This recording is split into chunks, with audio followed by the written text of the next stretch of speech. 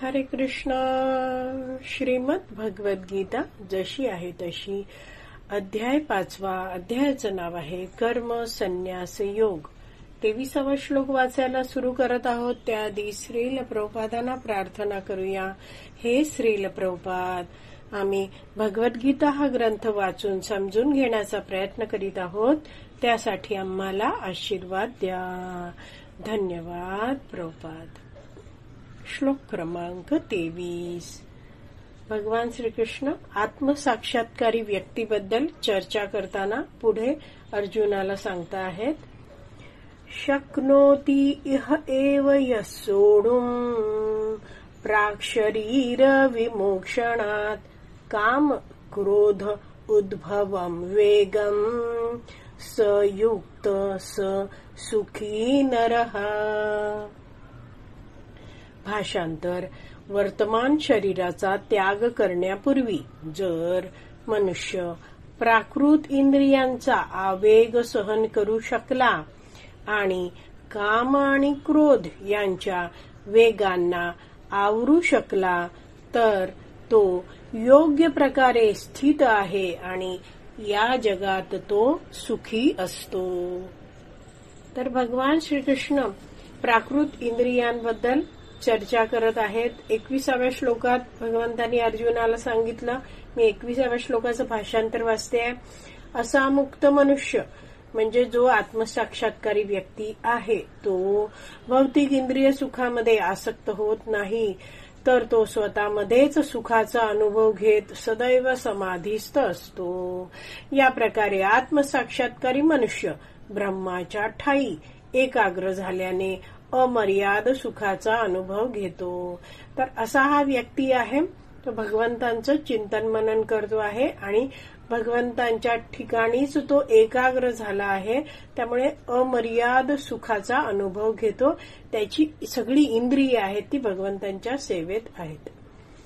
22व्या श्लोकामध्ये भगवंत अर्जुनाला ह्या इंद्रिय तृप्तीबद्दल, जो भौतिक इंद्रियांचा उपभोग म्हणजे इंद्रिय विषयांचा उपभोग घेतला जातो आणि त्यामुळे जे काही क्षणभंगूर सुख मिळतं आणि तेच सुख नंतर दुःखाला कारणीभूत असतं, हे सांगणारा 22वा श्लोक आहे. तर त्याचं भाषांतर वाचते.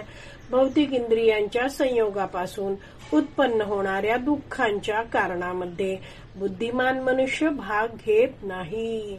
हे कोणत्या अशा सुखांना म्हणजे जी इंद्रिय सुख घेण्याचा प्रयत्न केला जातो त्या सुखांना आरंभ आणि शेवट असतो.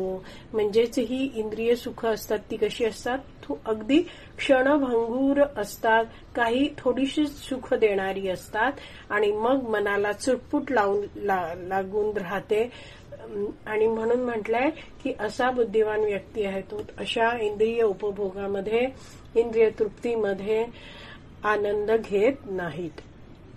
आणि आता भगवंत अर्जुनाला म्हणतायत की हे जे मनुष्याला शरीर प्राप्त झालेलं आहे, हे शरीर त्याने त्याग करण्यापूर्वी जर त्या मनुष्याने हे जी प्राकृत म्हणजे भौतिक इंद्रिय आहेत त्यांचा आवेग असतो, इंद्रिय काहीतरी उपभोगू इच्छित आहेत, तर ते काय असतो, त्यांचा वेग असतो, इच्छा असते, प्रयत्न असतो. तर तो जो इंद्रियांचा आवेग आहे तो सहन करू शकला मनुष्य, इंद्रियांना आवरू शकला आणि काय करू शकला म्हटलं आहे, काम आणि क्रोध यांच्या वेगांना आवरू शकला, तर तो मनुष्य योग्य प्रकारे स्थित आहे आणि तो जगात सुखी असतो.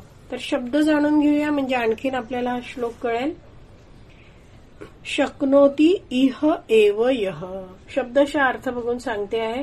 शक्नोती म्हणजे समर्थ आहे, इह एव म्हणजे वर्तमान शरीरामध्ये, हे जे आपल्याला शरीर प्राप्त झालेलं आहे, पंचमहाभूतांनी प्राप्त झालेलं म्हणजे बनलेलं स्थूल शरीर, हे यह सोढून, जो व्यक्ती सोढून म्हणजे सहन करण्यास, तर जो काय या शरीरामध्ये समर्थ आहे, काय करण्यात समर्थ आहे, सोडून सहन करण्यास. आणि प्राक शरीर, प्राक शरीर म्हणजे हे शरीर सोडण्याच्या आधी, या वर्तमान शरीराचा त्याग करण्यापूर्वी म्हटलं आहे शरीर विमोक्षणात त्याग करण्याच्या पूर्वी काय करू शकतो? पुढे दिलाय बघा दुसऱ्या ओळीत, काम क्रोध उद्भवम वेगम. तर काम आणि क्रोध, काम म्हणजे काय आहे? काम, इच्छा, मला हे पाहिजे, मला ते पाहिजे, अशा इच्छा. आणि इच्छा अपूर्ण झाली तर काय येतो? क्रोध. ह्या दोघांनाही तो आवरू शकला तर काय दिलेलं आहे? सयुक्त ससुखी नरहा. तर अशा प्रकारे जो सयुक्त योगयुक्त आहे, जो असं कार्य करू शकतोय, सगळं आवरू शकतोय, तर सुखी नरहा. तर तो मनुष्य कसा आहे? सुखी आहे. तर ह्याला म्हटलं जातं सिक्रेट ऑफ हॅपीनेस. सुखाचा मंत्र म्हटला जातो. तर असा व्यक्ती आहे तो सुखी असतो. तर जो वेग म्हटला आहे इथे, तर वेग दुसऱ्या ओळीतला शब्द आहे. तर वेगला दबाव पण म्हटलं जातं, फोर्स पण म्हटलं जातं, इम्पल्स, वेगाने येणारा असं पण म्हटलं जातं.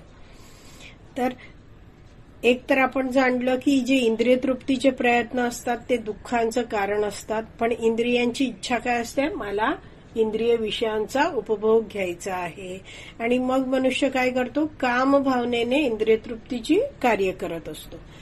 तर वैष्णवाचार्य या श्लोकाबद्दल सांगतात की भगवान श्रीकृष्ण अर्जुनाला इथे या श्लोकात सांगतायत की जो व्यक्ती भौतिक इंद्रियांचा आवेग आणि काम क्रोध यांचा आवेग आवरू शकतो. आवेग म्हणजे काय? जो दबाव आहे, जे उत्सुकता आहे की मला हे पाहिजेच, तर हे सगळं जर तो सहन करू शकला तर त्याला कुठच्या प्रकारचा लाभ होणार आहे? तर असा व्यक्ती सुखी होतो असं म्हटलेलं आहे. तर साधारणतः असं समजावलं जातं, बघितलं जातं की मनुष्य आहे तो सतत काम आणि क्रोधाने प्रभावित नसतो. म्हणजे सतत त्याला मला आता हे पाहिजे किंवा सतत तो रागावलेला आहे असं नसतं. पण जेव्हा जेव्हा त्याला कामभावना येते की मला आता हे हवं आहे किंवा एखादी कामभावना त्याची पूर्ण होत नाही आणि त्याला क्रोध येतो, तर तेव्हा मनुष्य काय होतो? त्या कामभावनेत किंवा जो क्रोध आलाय त्यामध्ये वाहवत जातो. तर अशी सर्वसाधारण परिस्थिती असते. पण या श्लोकामध्ये जे सहन करणं आहे त्याबद्दल चर्चा करताना वैष्णवाचार्य समजवतात की जर व्यक्तीने हे काम क्रोधाचे वेग आहेत, ज्याला आवेग पण म्हटलं जातं, ते आवरले तर काय होतं? तो व्यक्ती आहे तो इंद्रिय उपभोगात जात नाही. आणि त्याचवेळी त्यांना जर भक्तांचा संग मार्गदर्शन मिळतं आहे आणि तो भगवंतांची भक्ती करायला लागला आहे आणि भक्तांच्या मार्गदर्शनावरून तो आपली जी इंद्रिय आहेत, ज्ञानेंद्रिय, त्यांना भगवंतांच्या सेवेत लावतो आहे, तर असा व्यक्ती आहे तो सुखी होईल. तर इथे दिलाय बघा, युक्त हा म्हणजे योगयुक्त, म्हणजेच काय तो करतो आहे? भगवंतांच्या सेवेत जोडला जात आहे. युक्त होणं म्हणजे जोडला जाणं. तर भगवंतांच्या सेवेत जर तो मग्न आहे तर मग तो सहजपणे या काम क्रोधाच्या वेगांना सहन करू शकतो. कारण असा व्यक्ती आपल्या इंद्रियांना भगवंतांच्या सेवेत लावतो. तर असा जो व्यक्ती आहे तो भक्तांच्या संपर्कात येऊन आपल्या इंद्रियांना भगवंतांच्या सेवेत लावतो आहे. तर डोळ्यांनी भगवंतांचं रूप पाहतो आहे, नाकाने भगवंतांच्या चरणावर वाहिलेली तुलसी, फुलं, धूप याचा सुगंध घेतो आहे, कानाने हरी कीर्तन, हरिकथा ऐकतो आहे, जिव्हेने कृष्ण प्रसाद चाखतो आहे आणि शरीराने तो भक्तांना स्पर्श करतो आहे. आपल्या हाताने भगवंतांच्या विविध सेवांमध्ये लागतो आहे, पायाने भगवंतांच्या मंदिरात जातो आहे, भगवंतांच्या मंदिराला परिक्रमा करतो आहे. तर अशी सगळी इंद्रिया जेव्हा मनुष्य भगवंतांच्या विविध सेवांमध्ये लावतो तेव्हा काय होतं? भगवंत दिव्य आणि भगवंतांचं जी सेवा करून मिळणारा आनंद आहे तो कसा असतो, दिव्य असतो, सुख त्यात प्राप्त होतं. तर असं सुख जेव्हा भक्ताला, या मनुष्याला मिळायला लागतं, तेव्हा मग तो हे जे इंद्रिय तृप्तीचं जे क्षणभंगूर सुख आहे त्याच्या मागे तो जात नाही. तर वैष्णव आचार्य या श्लोकाबद्दल समजवताना म्हणतात की इथे दिलं आहे ना की प्राक शरीर विमोक्षणात. तर प्राक शरीर, तर हे शरीर सोडेपर्यंत, तर शरीर सोडेपर्यंत या मनुष्याला हे जे भौतिक शरीर मिळालं आहे तर त्यामध्ये काही ना काहीतरी इंद्रिय तृप्तीच्या इच्छा आहेत त्या येणारच. इच्छा कशा आहेत, तरंगांप्रमाणे आहेत. इच्छा येतात आणि इच्छा जातात. तर आलेल्या प्रत्येक इच्छेनुसार कृती करायची काही गरज नाहीये. तर जसं एक उदाहरण देऊन यासाठी समजावलं जातं की आता आपण कसे आहोत, जेव्हा जेव्हा प्रवास करतो रेल्वेने तेव्हा जे असे छोटे छोटे जे विक्रेते असतात, चहावाले वगैरे आहेत, तर ते येतात आणि चाय चाय करत ओरडत असतात. त्या चहाचं गुणगान करत असतात, गरम चहा, वेलचीवाला चहा, आलंवाला चहा. पण आपण काय आहे, पूर्वी कधीतरी चहा पीत असणारे आहोत, पण आता मात्र भक्तीत आहोत. तर भक्तीत जाणलं आहे की हा चहा आहे तो आपल्या आरोग्यासाठी सुद्धा चांगला नाही. जसं चहा आहे त्याला इंग्रजीत टी म्हणतात, तर टी मध्ये टॅनिन हे द्रव्य असतं आणि कॉफी आहे त्यामध्ये कॅफेन हे द्रव्य असतं. तर ही द्रव्य आहेत ती कशी आहेत, विषद्रव्य आहेत. हे वैदिक म्हणजे हे जे शास्त्रज्ञ आहेत त्यांनीच हे सांगितलं आहे. आणि ही अशी द्रव्य आहेत ती काय करतात, काही काळासाठी आपल्याला फ्रेश बनवतात, उत्तेजन देतात, पण आरोग्यासाठीही हानिकारक आहेत.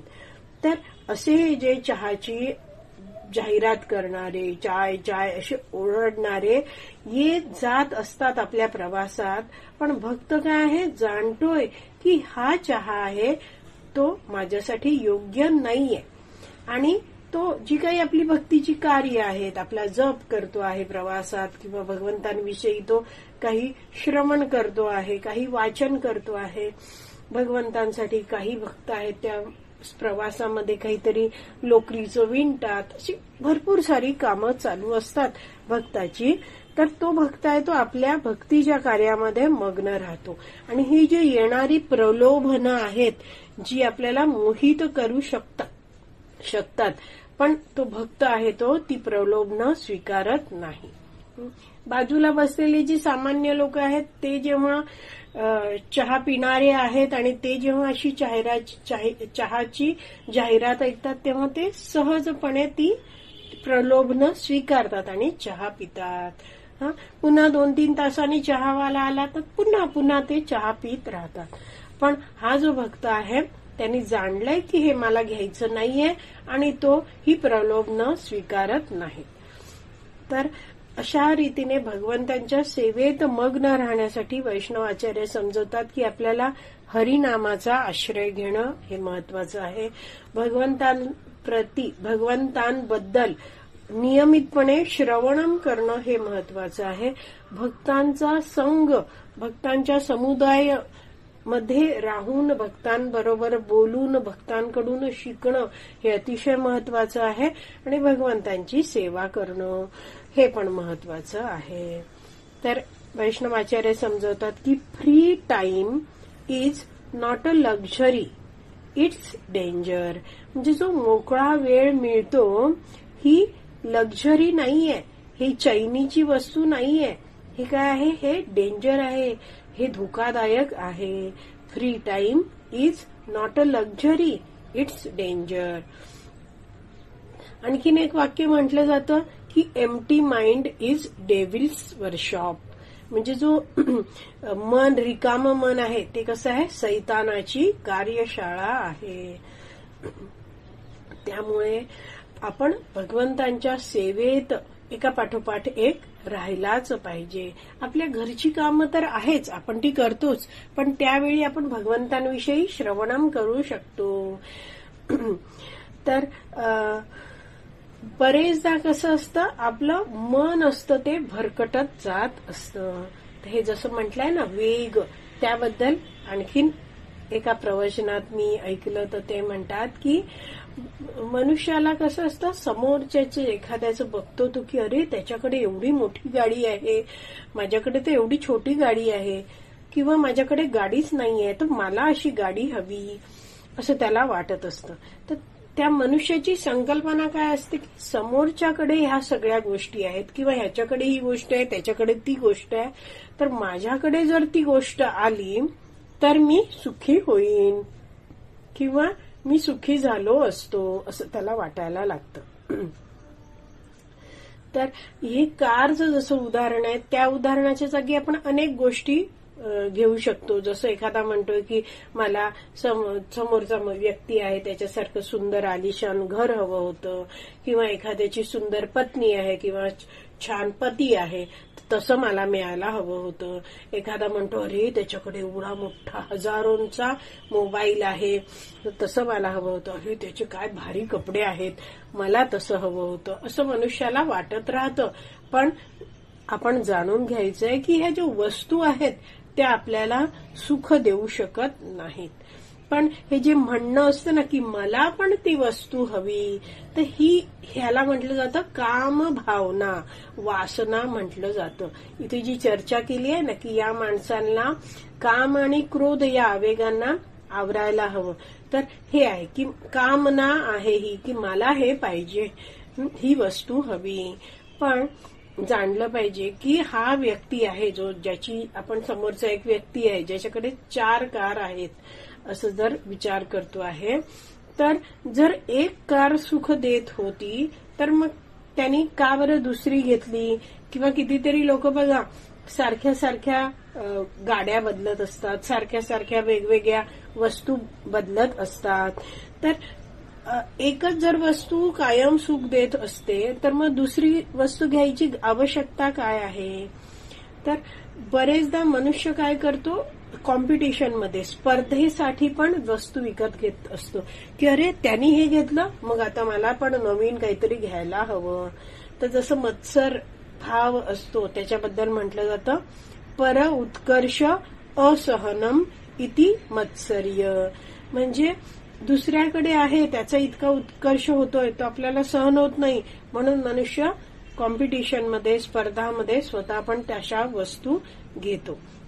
पण भक्तीत आल्यावर हा मनुष्य जाणतो आहे, वैष्णवांकडून शिकतो आहे, तर तो जाणतो की ज्याला त्याला कर्मानुसार सगळं काही प्राप्त होत असतं. आणि मग असा भक्त जो शिकवण घेतलेला आहे वैदिक शास्त्राचा, तर तो मग कुणाही प्रति मत्सर करत नाही, ईर्ष्याभाव ठेवत नाही, वैरभाव ठेवत नाही. आणि आपल्यामध्ये जी काही गुण आहेत, आपल्यामध्ये जी काही कला आहेत, आपल्यामध्ये काही जी शक्ती आहे, आपल्याकडे जे धन आहे, आपल्याकडे जी बुद्धी आहे, आपल्याकडे ज्या वस्तू आहेत, त्या सगळ्यांना हा मनुष्य आहे तो भगवंतांच्या सेवेत लावतो, भगवंतांच्या सेवेत तो मग्न राहतो आणि मग तो सुखी राहतो. तर आज आपण हा श्लोक समजून घेतला आहे. उद्याच्या भागात आपण श्रील बलदेव विद्याभूषण यांनी लिहिलेली गीताभूषण टीका आहे ती वाचणार आहोत, आणि त्याचबरोबर श्रील प्रभुपादांनी लिहिलेलं तात्पर्य सुद्धा वाचणार आहोत. तर आज इथेच विराम देऊया. श्रीमद भगवद गीता की जय, श्रील प्रभुपाद की जय, हरी बोल.